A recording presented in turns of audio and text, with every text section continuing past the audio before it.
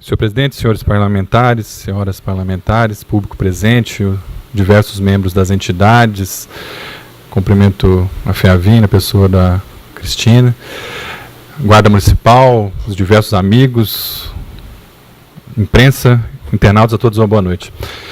Eu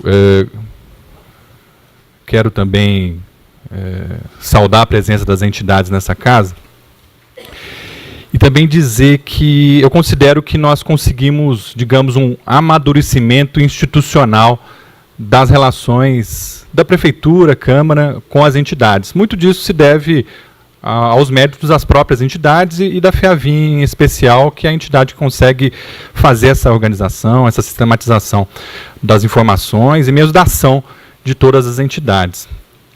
E digo isso, inclusive, por conta da fala de hoje aqui, porque é muito importante as entidades também levarem em consideração que elas não estão imunes à possibilidade de erros, de desvios, de corrupção e de outras questões, né? Eu, por exemplo, acompanhei profundamente um problema de uma entidade chamada Irmandade Santa Casa de Vinhedo, né, que passou por um processo gravíssimo, inclusive de corrupção. Então, eu acho que esse fato das entidades estarem aqui presentes, de se abrirem, não estou falando que não faziam antes, mas eu acho que esse processo ele tem melhorado, e eu acho que isso é bastante importante. Inclusive, da gente pensar em mecanismos que evitem ruídos, para que a gente se antecipe a isso, sabe? Que a gente consiga vacinar. Vou dar um exemplo. Eu converso pessoalmente com diversas entidades, algumas, inclusive nos últimos dias, e eu acho, por exemplo, que uma questão é fundamental. Colocar a lista de espera online. Por quê? Porque esse é um dos ruídos que nós temos, né? De que não sei quem consegue acelerar. Eu até estou convencido que não acontece, né? Problemas dessa ordem, principalmente porque agora é muito difícil acontecer esse tipo de coisa, de mudar a ordem de listas. Mas, para evitar, para sanar, para vacinar, coloquemos a lista de espera de todas as entidades online. Online, né? Não sei se é no site da Secretaria de Promoção Social, da própria entidade, da FEAVIN, mas que a população possa, quando ocorrer um ruído, qualquer vereador, qualquer um falar, está aqui a lista. Para com essa conversa fiada. Inclusive, eu tenho me esforçado bastante nos debates da Lei de Diretrizes Orçamentárias, os senhores e as senhoras que são das entidades são testemunha disso. Nos últimos anos, a gente tem se esforçado para transformar a LDO numa plataforma real de acompanhamento do orçamento, que o orçamento seja algo melhor planejado e também melhor fiscalizado em todos os sentidos. E lá nós introduzimos, nos anos de 2014, 2015, e a gente vem colocando cláusulas e emendas na LDO nesse sentido, né, de ampliar esse processo, digamos, de aperfeiçoamento institucional. Então essa é a minha contribuição, no sentido da gente pensar, estou à disposição para a gente conversar, para tirar ideias, até para ser convencido de um eventual exagero dessa minha proposta. Mas me parece que eu acho que é importante, né? Pelo que eu conheço de Vinhedo, pelo que eu ouço, pelas cobranças que a gente sofre. Fica aí a minha proposta para a gente pensar junto. Eu não vou conseguir falar, até porque a gente não tem novos dados, eu só não quero deixar esfriar o problema da festa da uva de Vinhedo, porque é um problema bastante grave e que atingiu uma série de famílias, gente inclusive muito humilde que não recebeu, gente inclusive que trabalhou na limpeza, enfim, o calote geral, né? Foi um calote geral, calote nos artistas da cidade, uma desgraceira, né? O que aconteceu na festa da uva de Vinhedo de 2018. E só quero falar o que eu não consegui falar na semana passada, que o ocorrido na festa da uva é de responsabilidade compartilhada do governo. O governo tinha as informações e um conjunto de secretarias operaram conjuntamente, então não dá para responsabilizar pessoas X, Y, Z. E queria elogiar a carta do prefeito, a mensagem dele à Câmara Municipal, que também me pareceu uma carta sensata e madura, para usar o mesmo termo que eu usei com a FEAVIN. É uma carta madura porque, de certa forma, reconhece um problema de governo, né? E tenta não personalizar. E também para que a gente possa fazer um esforço de não ter retrocessos, né? Que aqueles fantasmas da festa da uva não voltem a tentar gerir a festa, né? Aquela quantidade gigante de interesses privados que acabavam complicando ainda mais a nossa tradicional festa, que na verdade não tem mais nada de tradicional. Bom, eu quero aproveitar a fala do vereador Edson PC e de outros vereadores que falaram sobre o problema das escolas nessa e em outras sessões, para que a gente também use a metodologia colocada aqui pelo vereador Sandro Rebeca. Então, pensemos, o problema da educação pública e mesmo essas questões relativas ao reparo dos parquinhos nas escolas e nas praças também, etc., é falta de dinheiro? Para a gente pensar. Eu diria que não, porque o orçamento da cidade ele foi ampliado nos últimos 2 anos. Mas esse é um argumento macro. Eu quero pegar o argumento da quinta passada. Eu convido os senhores ao saírem da Câmara, se tiver algum boletim municipal ali ainda, para pegarem. Se não tiver, eu convido a irem ao site da Prefeitura, tem a seção dos boletins municipais, pegar o da última quinta-feira. Secretaria de Educação e o prefeito estão nomeando gratificações na Secretaria de Educação. Ah, Rodrigo, mas você é chato, é só uma. Não! Não é só uma. É meia dúzia, 10, eu não lembro agora, mas não importa. São muitas.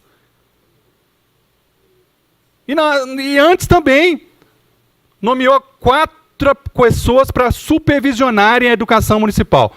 Nós já temos um monte de diretores, nós já temos um monte de cargos, e aí coloca mais 4 supervisores, e agora nomeia mais um monte de gente para terem as gratificações. É evidente que eu não vou aqui ficar falando de nomes, porque a questão não é personalizar, mas é ver como é desastrosa a ação do governo.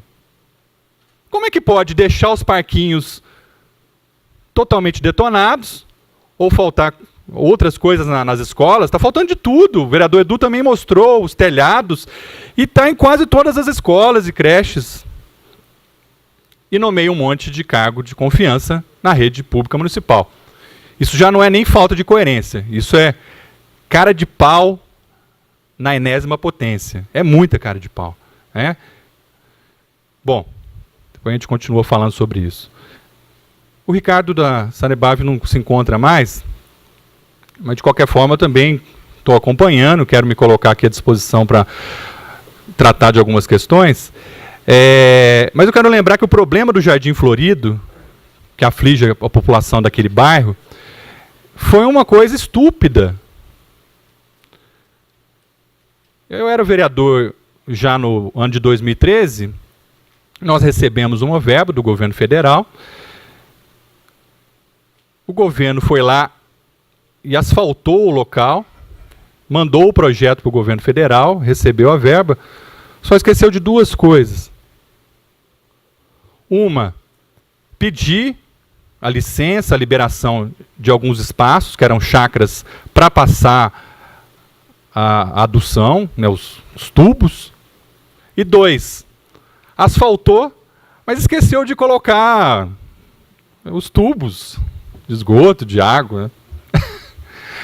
Aí assim, o Rodrigo tá piadista hoje. Não, eu estou pensando e lembrando o que aconteceu no ano de 2013 nessa cidade.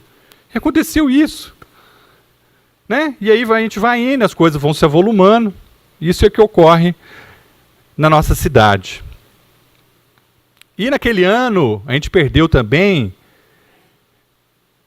2 escolas municipais para ser construída gratuitamente, de graça, e 2 quadras. Aí alguém pode falar também que não precisava, né? Há um debate sobre isso.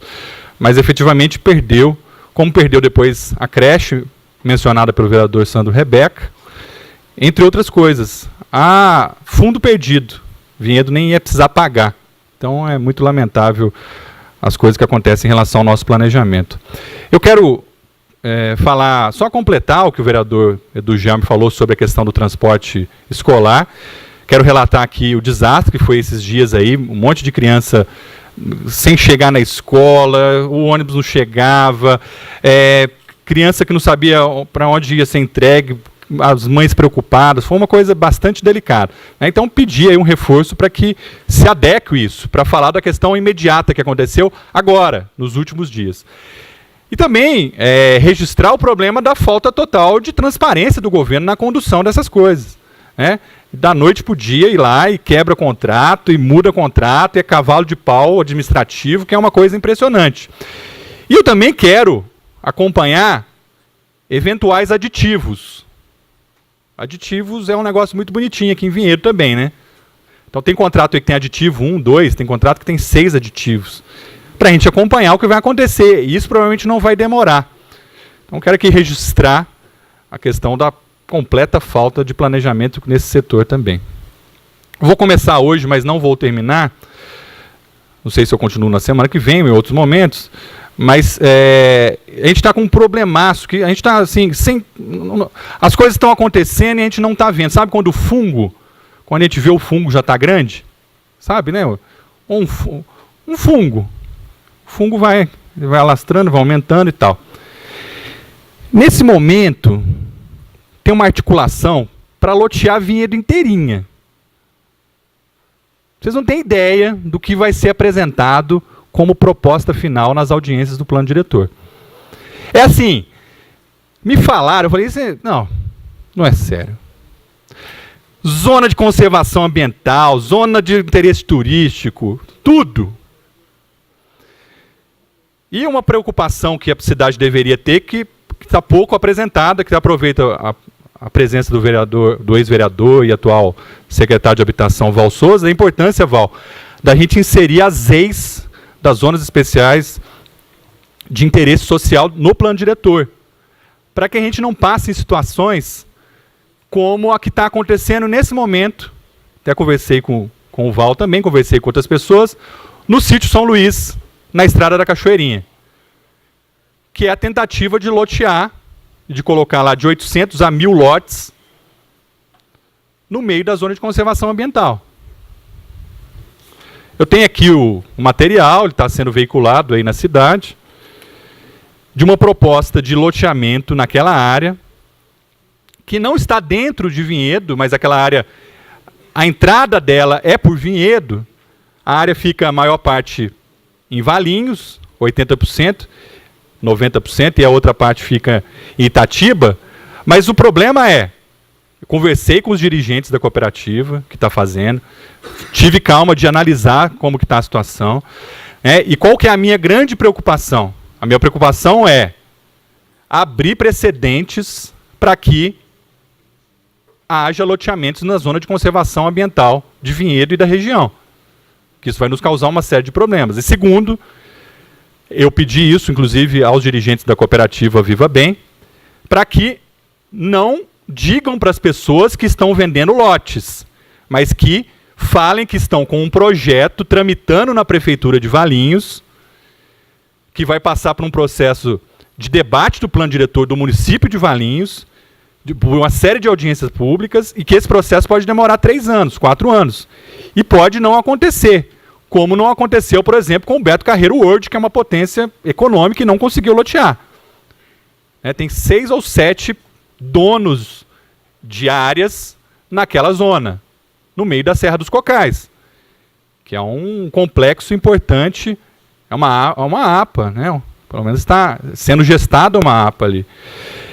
E, repito, está no meio, no nosso caso ao lado, da nossa zona de conservação ambiental leste. Então fica aqui a minha preocupação. Quero colocar aqui publicamente essa questão sobre esse loteamento. Eu não estou fazendo aqui nada além do que é a minha obrigação, porque eu fui procurado por diversas pessoas, de colocar que não existe loteamento aprovado naquela região, até porque o zoneamento não permite. Então, aprovar de 800 a 1.000 lotes naquela localidade é uma coisa complicada. Vou transmitir aqui, eles falaram que esse não é o único plano, existe possibilidade de quem está se inscrevendo participar de outros loteamentos, então eu quero ser justo aqui, de que isso foi colocado, mas fica aqui a minha preocupação no sentido de deixar claro que não existe um loteamento aprovado. Tá bom? Obrigado a todos e boa noite. Vereador